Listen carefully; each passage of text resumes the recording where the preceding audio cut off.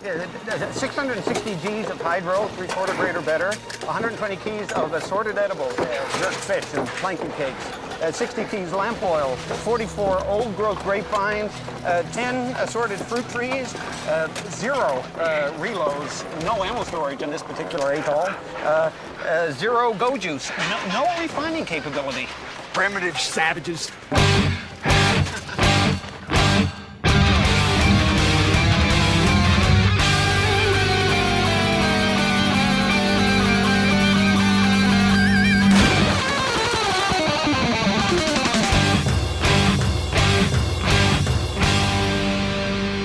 Welcome to the Mad Max Minute Presents Waterworld, H2O minutes at a time. I'm Rick. And I'm Julia. And today we're talking about minutes 51 and 52, which begin with Chuck realizing he's probably out of a job, and end with Deacon reminiscing about days gone by. We are blessed with such a beautiful explosion at the top of this week's episode, followed up by poor old Chuck lifting his mask because an explosion that big would surely cut through the grime of his caked over goggles, and the expression on his face of, oh no, that's not right. And then following that up immediately with the driver of the gunboat with his hands out like, dude, what the hell did you just do? Perfect combination. It really is a glorious moment.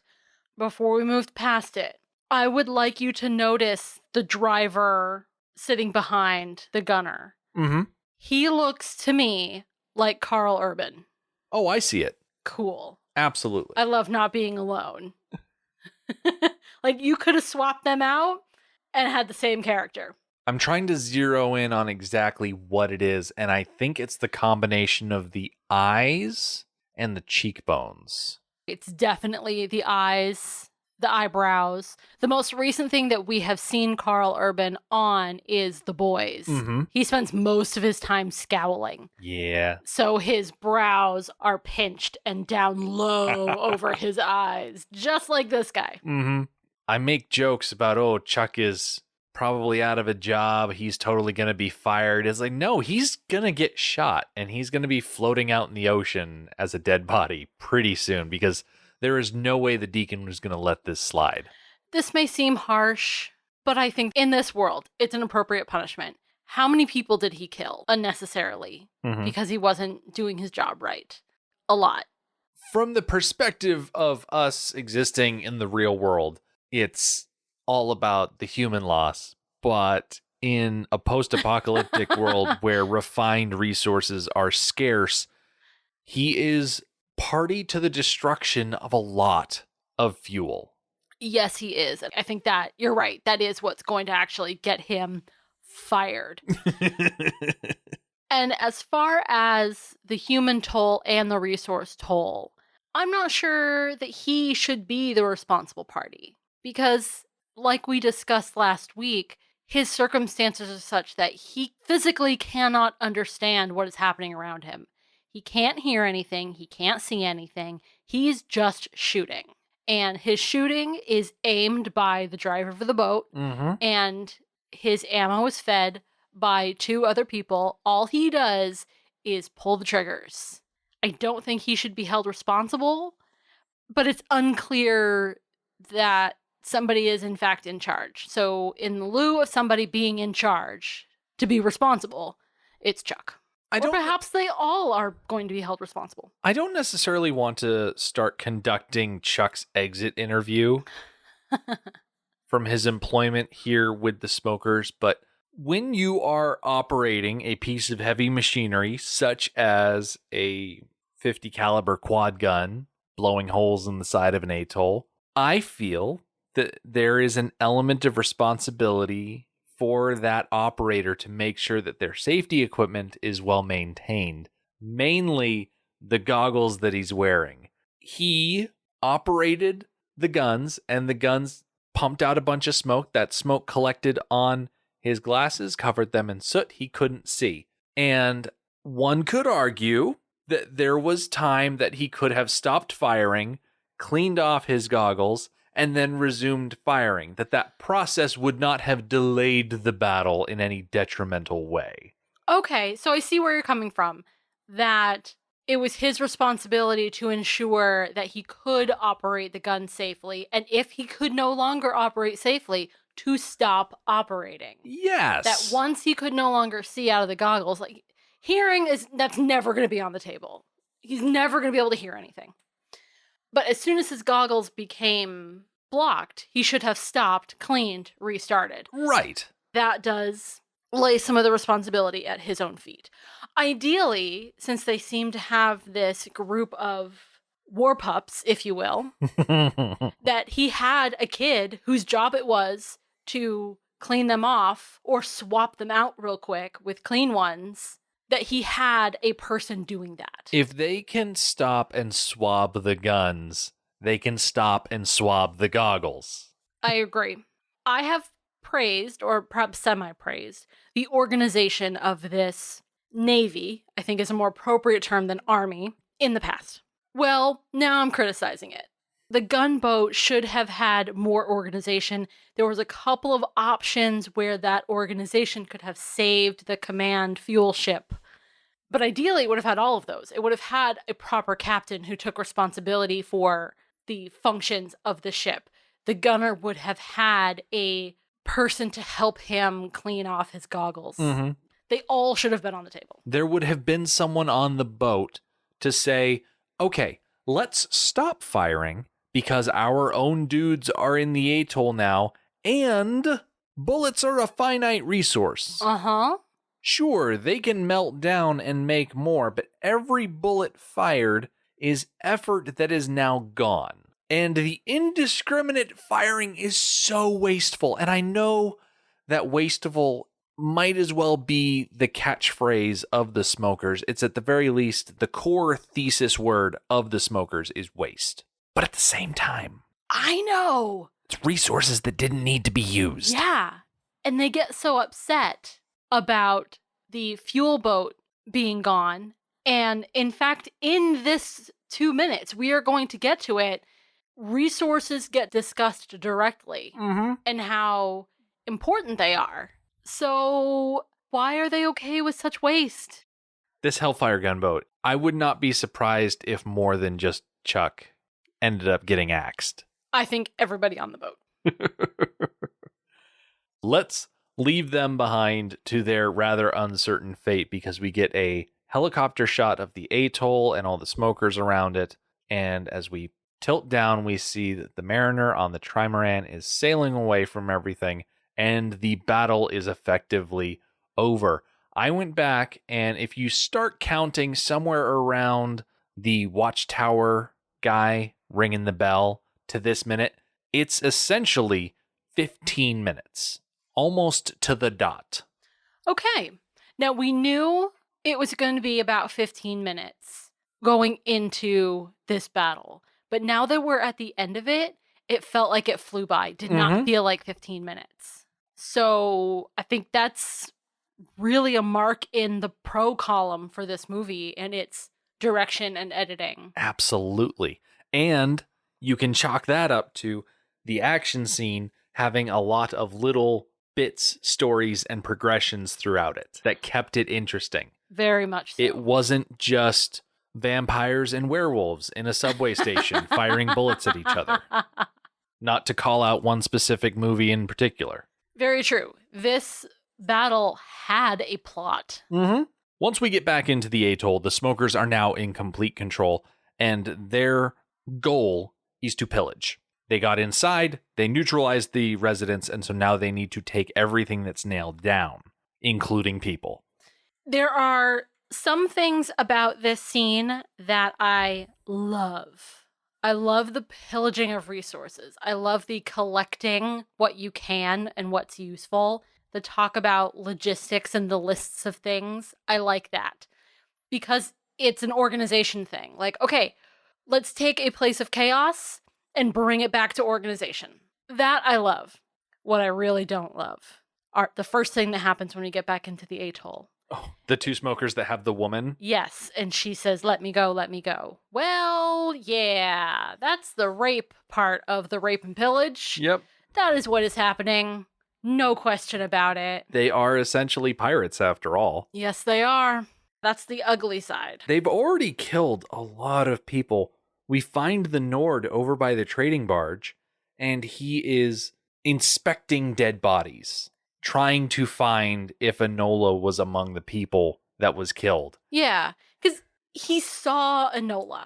On the But- trading barge specifically. Yes, but he probably only saw her once, mostly from behind. Never did he get to really talk to her. So he knows what she looks like, but not solidly what she looks like. So the example that we have here of this dead body that he inspects is somebody, a female with braided hair, wearing the same thing that everybody else is wearing. So he inspects her back for the tattoo. It's not her. He is frustrated. He is very frustrated. And it's such a kick in the pants that the whole exercise was to find Enola, to get the girl with the tattoo on her back. And Nord seems a bit desperate here as he's shouting that she's here somewhere. Keep looking. Which I don't think the smokers are necessarily prioritizing looking for Enola, especially when you've got smokers collecting water in buckets streaming out of the salinator. Yeah. Most members of a military force or members of a militia are more interested in survival and profit rather than these big grand ideas that leadership often have. Mm-hmm. In this case, it's about finding dry land. Well, these guys don't care that much about dry land. They like water, they like food, they like women, and that is what they are here for. Mm-hmm. It is a bit frustrating for me to watch these smokers loot the atoll because the structure of the atoll itself is valuable. And it's a shame that they can't, I don't know. Assimilate it? Yeah.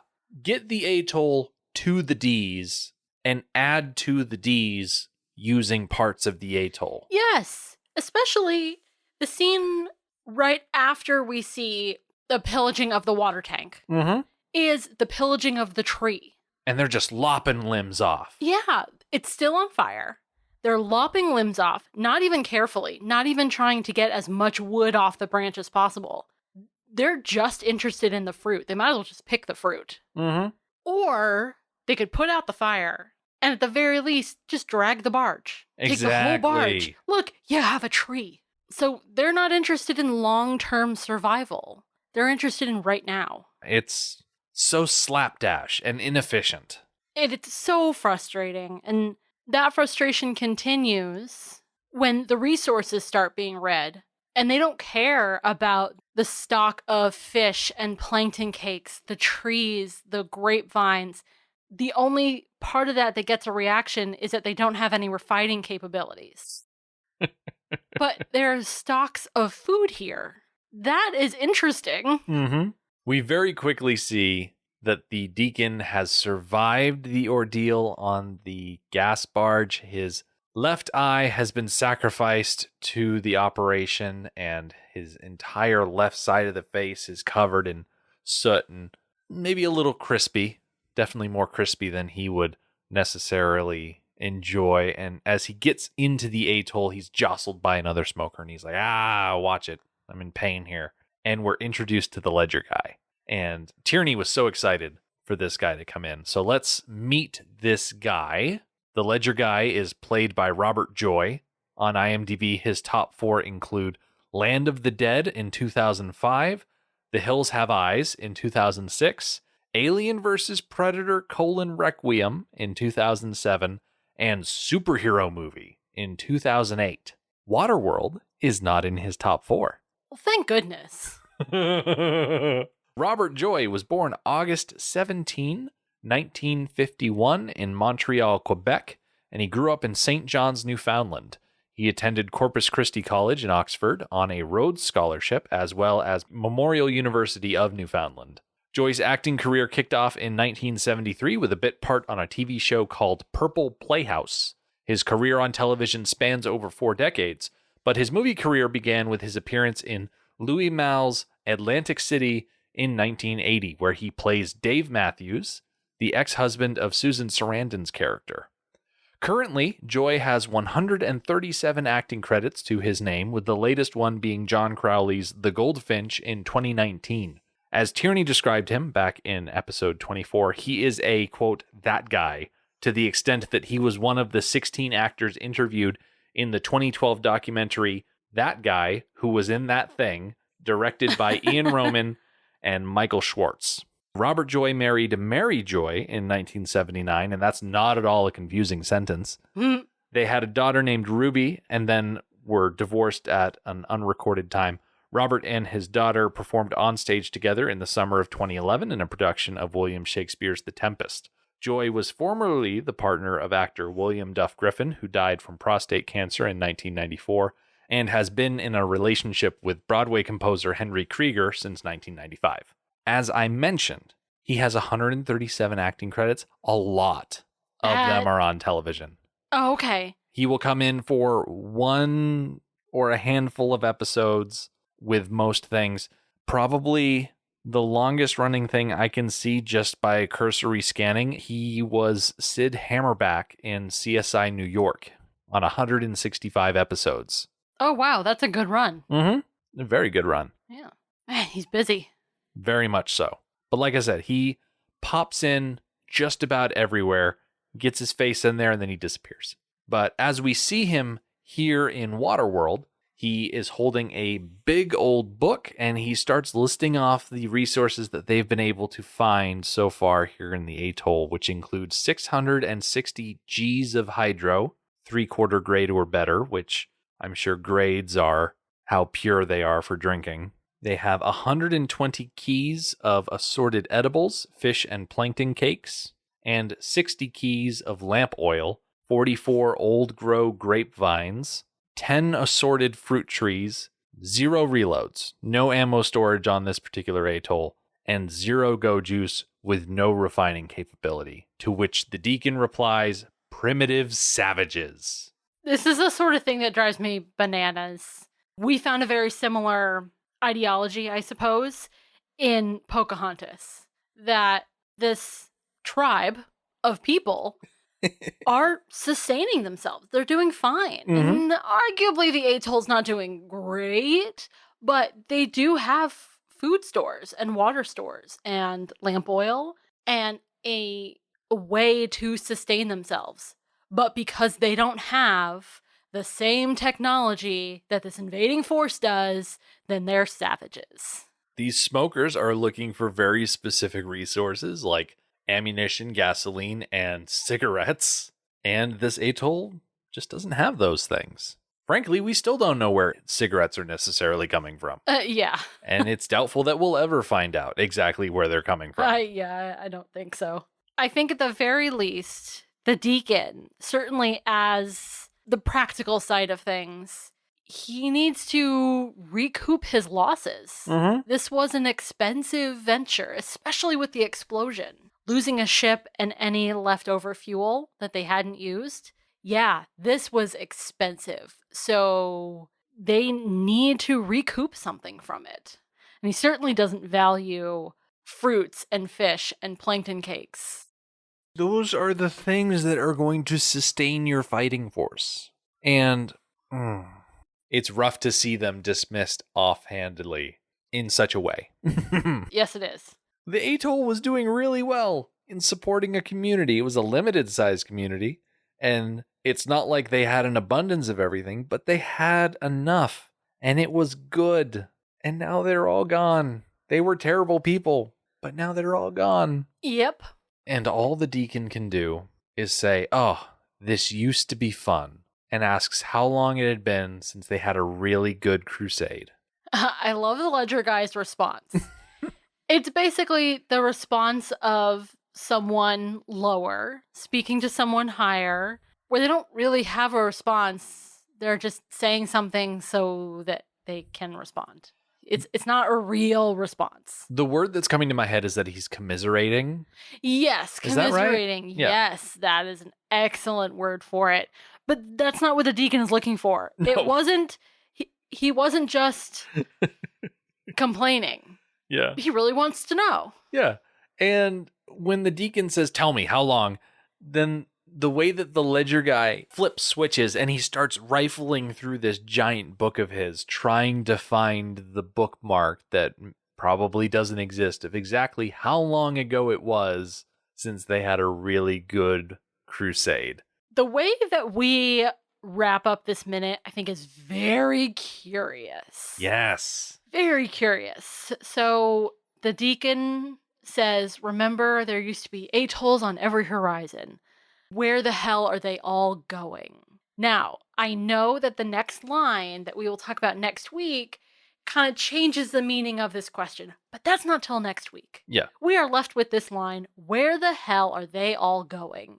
And this opens up a window of lore to be explored. Where are they all going? I love the idea of atolls on every horizon. It would be incredible to see the Mariner going from atoll to atoll to atoll, finding clues and talking to people and making some sort of long-term connection. Basically, what I'm talking about is the Mandalorian show on Disney+. Replace the planets with atolls and replace the Mandalorian with Kevin Costner. I know it's a hard sell because you'd essentially be replacing Baby Yoda with Enola. Oh, but gross. still, But that's the still, situation we're talking about. It is. The main trouble with putting an atoll on every horizon is that this production has lousy luck when it comes to atolls. Oh, if they had to create another atoll, it would have been awful. It would have like tripled the price of the production. How many times do you think it would have sunk? Yeah. I love the idea that there used to be many, many atolls and that now there are not. We talked about the different types of concepts for the atoll. The Nautilus spiral, the horseshoe built off of the boat. It would have been so interesting if somehow this movie had expanded into a greater world setting where you could see, okay, these people came from this part of the world, and these are how their boats usually look, and this is how they adapted to the rising tides.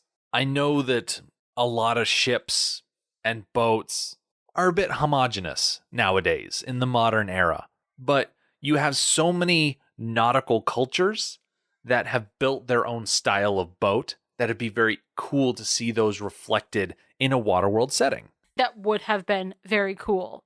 And I think society would have divided itself up in very similar ways to our world dividing itself up. Now, in the modern era, where the world really is a lot smaller than it used to be, but in this water world, that has now reverted back to prehistoric times. The world is now much larger. Well, people gather where they are. So communities become insular, and that's how over time we evolved, where this tribe over here has a lot of blonde people, and this tribe over here has a certain shape eye. That's how we developed these different traits from around the world. Well, that would have continued in this world. And those differences in style would have also continued. And that would have been really interesting to see. I was particularly interested by the question, where the hell are they all going? As if they know something and they are chasing something or running away from something.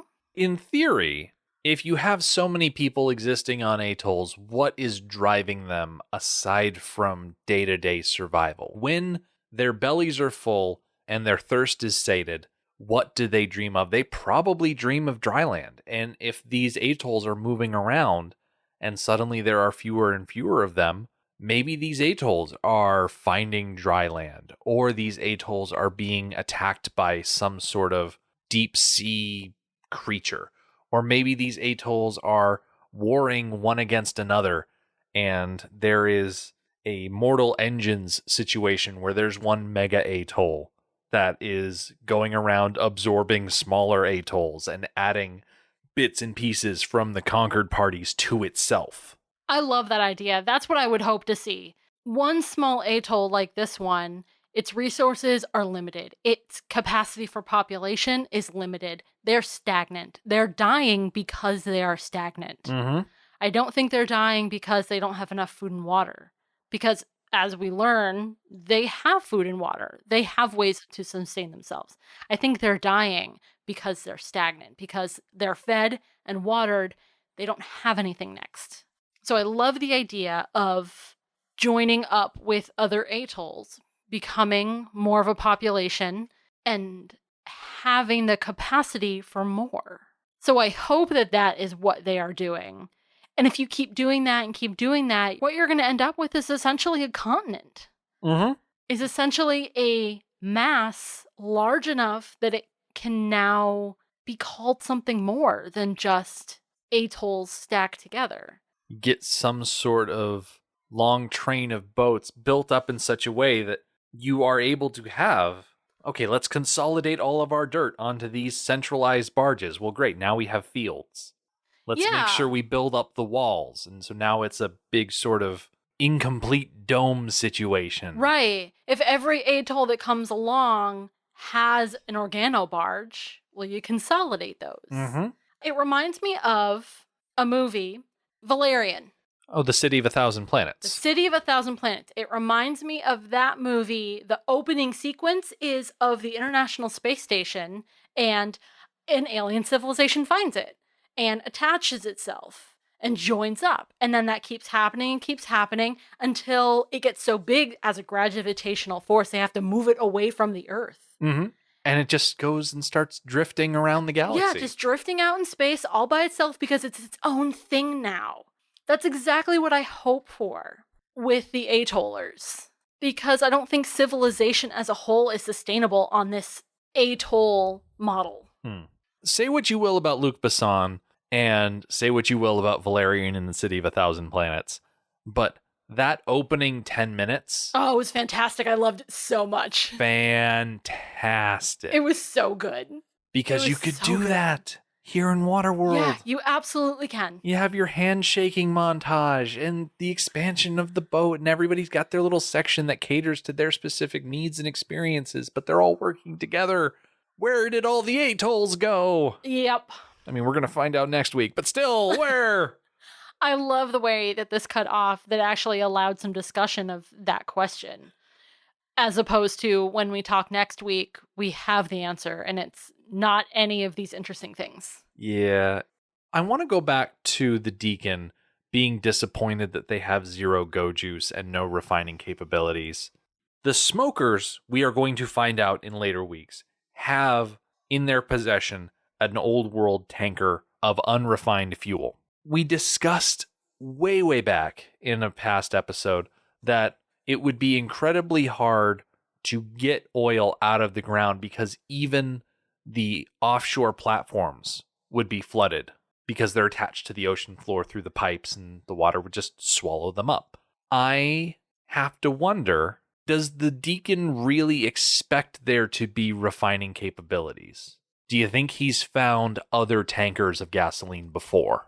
Yes, because the tanker in question, we'll dive into it when we get there, but it's the Exxon Valdez, a famous tanker, also a very old tanker.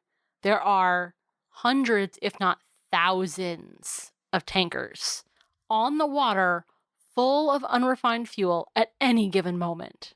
So that would continue to be true right up to and well past actually the moment when the oil fields are too flooded to function. There will be a moment when the oil fields have to shut down. They are flooded, they are not functional. The same for the ocean drilling. There will be a time when it has to stop with the flooding. But throughout the rising waters, there's still going to be fuel moving around the world. So when the time comes for the transition to being boat-dwelling people, there's going to be so many tankers out there. And if the Exxon Valdez is still afloat and still has fuel in it, there must be others. Why is this the last one? There should be more newer, therefore more structurally sound, larger tankers out there in the world. I know it's easy to balk at the Deacon and say, oh, he's so uptight. Oh, they didn't have refining capabilities. Well, why would they? There's a possibility of them having it because of this reasons you just mentioned. Thousands and thousands of tankers out there on the ocean carrying unrefined fuel. Right. Who's to say that there aren't tankers out there who travel from atoll to atoll selling their unrefined fuel? Mm-hmm. Like, hey, we have fuel to sell you. We don't have refining capabilities. But if you do, then you can buy this fuel off of us. We will take payment of cigarettes, apparently, and clean water and food and fruit trees and whatnot. And that is a very viable business model. Oh, yeah, because oil is a finite resource.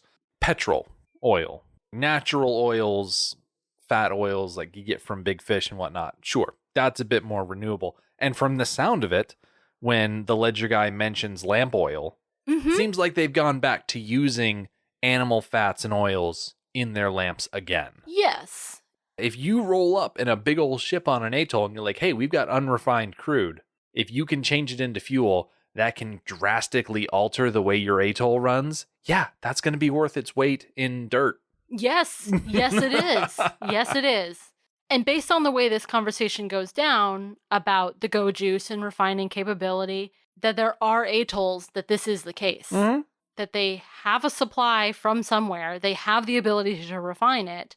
Therefore, logically speaking, really, in this movie, in this world, there are tankers that go around and do this. This is not just a wouldn't it be nice scenario. This is a scenario where it's happened enough times that the Deacon has an expectation. Yeah.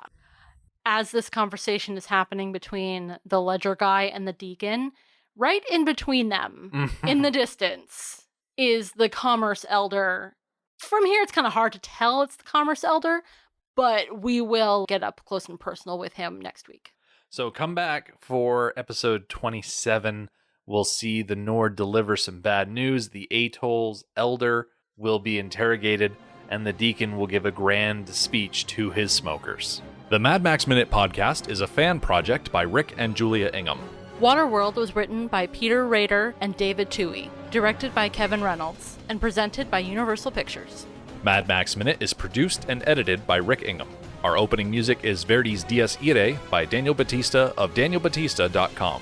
Our home on the internet is madmaxminute.com. You can follow us on Twitter at madmaxminute. And like us on Facebook by searching Mad Max Minute and join our Facebook listener group, Mad Max Minute Beyond Microphone. If you'd like to support the podcast, visit patreon.com/madmaxmin. Thank you for joining us for Waterworld episode 26. We'll see you next time.